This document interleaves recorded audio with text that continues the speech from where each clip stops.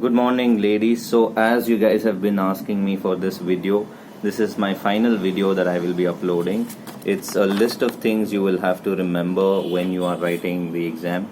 Um, I know that you've been complaining about how y'all are very nervous and how y'all are forgetting the stuff you've learned. But that's the advantage of writing NET. You might forget what you have learned, but you will remember all of that when you see the options, unlike a regular exam where you are supposed to see the question and just write an essay. This is not going to be based on how much you'll remember. This is going to be based on how much you're studying consciously, right? So if you're aware of what you're studying, when you're sitting in the exam hall and you read the questions and you see the four options, somewhere you will know that there is a connection between the question and one of the answers. Just be able to build that connection and mark the answer. Now, here's a few points I want to kind of highlight upon. The first thing is read the questions before marking, right? Don't read one half of the question and say, oh shit, I know this, and write the answer, because the entire question will be most of the times twisted, and they twist the questions, especially the easily obvious ones would have been twisted, right? So read the entire question. If necessary, read it twice, but read it fast. And once you read it, take like a few seconds to just make up your mind and then mark the answer, because most of the times people end up marking the answers. They come out of the exam hall, look at the question paper and say, shit, I know that this is the wrong answer. And you will realize that you would have, if you'd just been a little patient, you would have gotten the right answer. Don't make that mistake. Read the question properly, read it fast, because you're running against time. Now, the second thing I want to highlight upon is not to waste too much time on one particular question. Especially paper one, all these mathematics questions where you're supposed to be calculating stuff and where you're supposed to be like doing a little bit of rough work. By the way, please make sure you do a lot of rough work on those sheets provided to you, because most of the questions demand you to sit there and chalk it out, you know. They are very simple, basic, common sense questions which even school kids can answer, but they'll just be a little complicated to be worked out. So work out the solutions to these problems and then sit and mark your answer. And at any cost, do not be in a situation where you are forced to miss out on a certain question because of time limitations. If first answer all the questions that you're confident with, just mark them all, right? Then there are these some questions you'll be like, I might know the answer to this. Sit and work out those answers, right?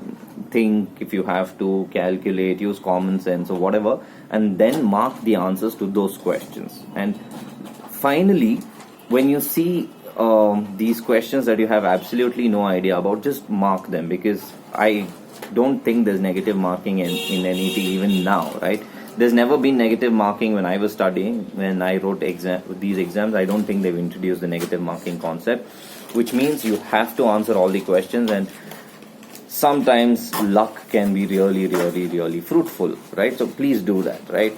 And the next important thing is questions like match the following. That one set of questions, you'll have an entire set, a bunch of series of questions which will be match the following, especially for paper 2.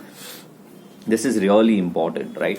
So in match the following, you just need to know the answer to one or two of them. Don't really sit and say, shit, I don't know any of this, so what do I do? If you know the answer to one, like let's say 1 is C and 2 is A. If you get this logic, just go to the options, find out which are the possible permutations and combinations and answer them. Match the following questions are one set of questions. You can get full marks, right? One common pattern for match the following. One will be theory related questions, name of the theorist and name of the theory, who gave this theory. You'll have to remember that. We have covered most of the important theorists, so you should be able to build that. Then there'll be books and authors. This I have asked you guys to try and like keep yourselves updated. Sometimes there'll be easy questions like filmmakers and their movies, their respective movies. Sometimes there'll be questions like broadcast media related questions, where you have in the section A, you will have the name of the channel, section B, you'll have the name of the programs that these channels put, like colors, big boss, that kind of stuff. So all of these things you keep yourself updated with and match the following, you'll be able to write easily, right?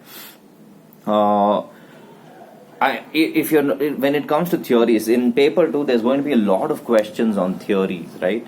So I have covered theories on the basis of schools of thought, and I've also covered theories on the basis of the chronological order, right? Lasswell, Lazarsfeld, in that order.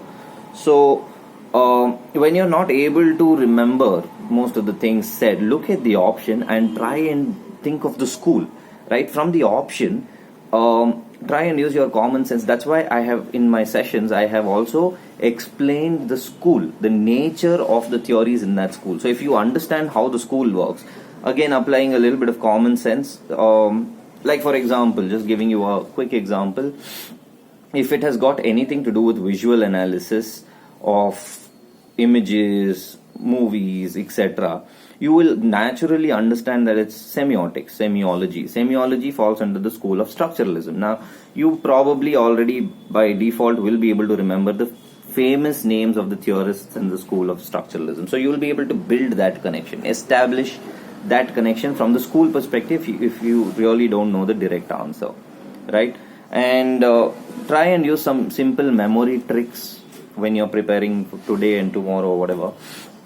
Memory tricks like, see, for example, there's this one memory trick that I use which basically talks about powerful effects, which is the school of the powerful effects school, which comes under propaganda theory, where the audiences are passive. P powerful effects, P passive audience, P propaganda studies. You can build such like mental tricks and images to be able to remember, right? Be thorough with names and places, names of authors and places where big events have happened in the last few years.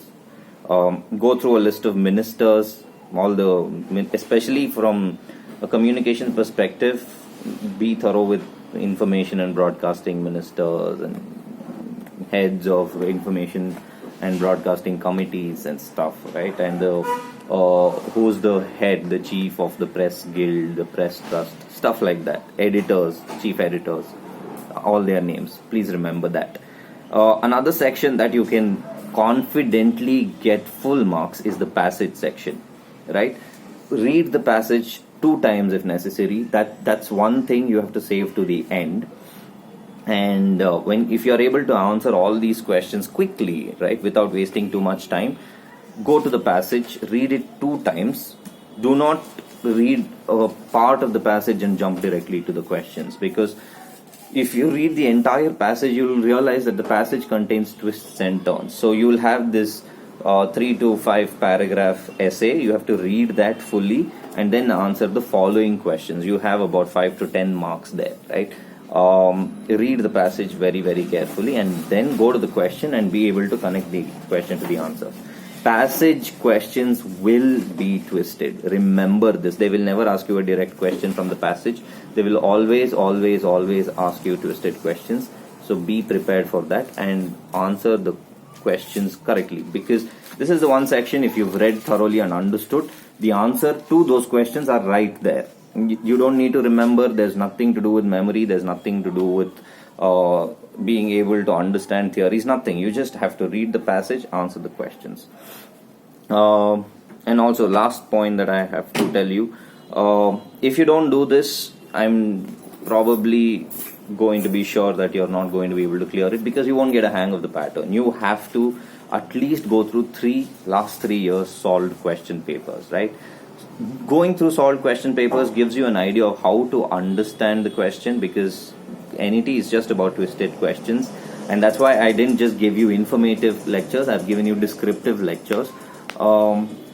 Read these questions clearly and also see how the previous year question papers have been solved. The same strategies can be used when you are sitting for the exam.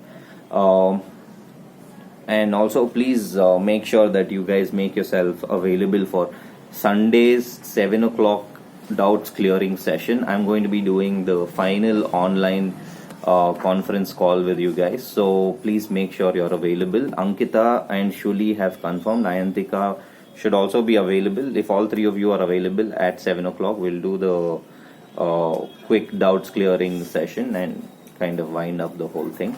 And do send the email, guys, to the institution, because that is very important for me. Thank you. All the best. I hope you guys have started preparing. The next few days till the day of exam, please keep all your other work aside and just sit and study, and you will be able to clear it. Thank you.